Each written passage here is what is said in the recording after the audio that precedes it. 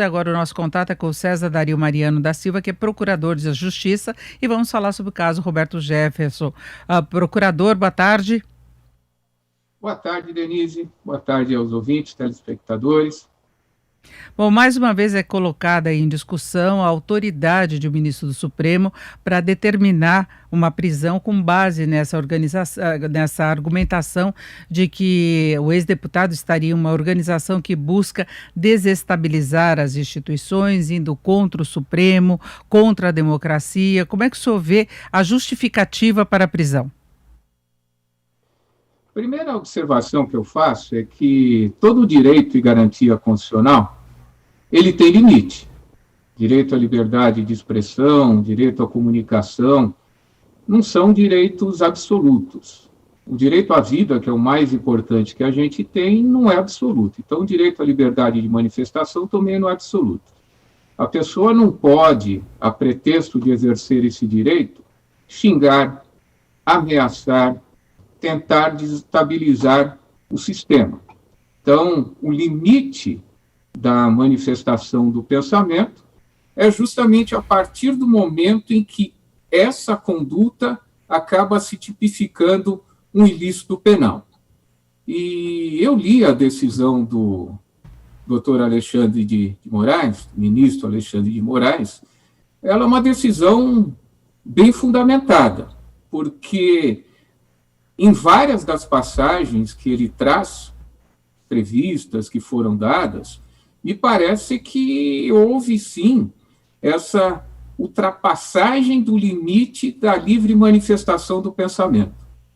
Então, há passagens aí que ele diz que deveria invadir o Supremo, de retirar os ministros do Supremo à força, aposentar os ministros do Supremo. Então, há passagens realmente muito pesadas ali que avançariam esse limite da liberdade de expressão e poderia configurar um delito. É óbvio que isso daí vai depender de investigação, vai depender da análise de demais provas que eu não tenho acesso. Mas me parece que houve, sim, um avanço e que pode ter uma tipificação legal. Agora, a decretação de uma prisão preventiva é um ato que só se faz quando não há outra maneira de coibir essa pessoa de praticar esses ilícitos. Então, há outras medidas previstas no Código de Processo Penal, que nós chamamos de medidas cautelares diversas da prisão, que podem ser aplicadas antes da decretação de uma prisão. Então, a pessoa pode ser proibida de ingressar em rede social, ela pode ser retida na sua residência mediante acompanhamento, podem ser apreendidos os seus celulares, podem as redes que ela participa, Twitter, tudo pode ser bloqueado. Então, a medida preventiva, uma prisão preventiva, ela só é decretada quando essas demais medidas se tornam inócuas. Eu não conheço o procedimento, tudo que eu tenho acesso é com base na imprensa e nessa decisão. Então, fica difícil dizer se esses requisitos da prisão preventiva se fazem presentes.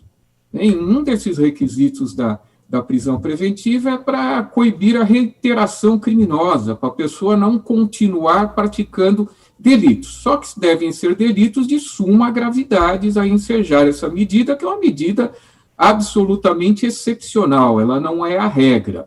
Então, sem esse acesso às provas, fica difícil eu dar uma opinião, mas a decisão ela está muito bem fundamentada naqueles elementos concretos existentes. Então, com base no artigo 312 e 313 do Código de Processo Penal, em tese, poderia ser decretada essa prisão preventiva se aquelas medidas que eu disse, que são medidas cautelares diversas da prisão, não se fizerem suficientes. Aí eu já não sei dizer, porque eu não tenho acesso aos autos.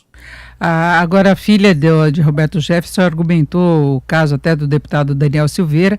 Agora, Roberto Jefferson ele não tem mandato parlamentar e alguns interlocutores, Alexandre de Moraes teria dito que não seria o caso dele depender do aval do colegiado, porque ele é o relator do caso. Do ponto de vista jurídico, ele teria, então, autonomia para tomar essa decisão? A primeira observação que eu faço é que quando a pessoa não tem prerrogativa de foro, ela não é julgada pelo Supremo Tribunal Federal, ela é julgada por um juiz federal. Então, a outra observação que eu faço, muito embora isso já tenha sido decidido pelo Supremo Tribunal Federal, é que, em tese, o ministro Alexandre de Moraes, ele é vítima também. Então, se ele é vítima, ele não poderia estar decidindo algo contra a pessoa que está praticando o crime contra ele, em tese. Mas isso já acabou sendo decidido pelo Supremo Tribunal Federal e entenderam que é constitucional. Não me parece correto, mas como eu já disse, como o Supremo Tribunal Federal decidiu, nós não discutimos mais, muito embora possamos criticar.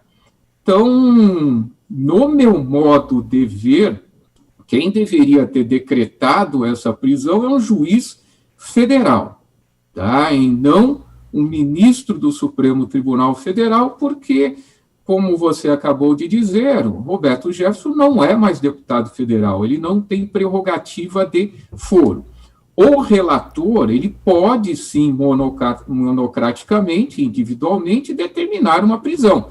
Vai haver recurso e depois a turma, no caso é a primeira turma, que vai acabar decidindo se deve ser mantida essa prisão ou não.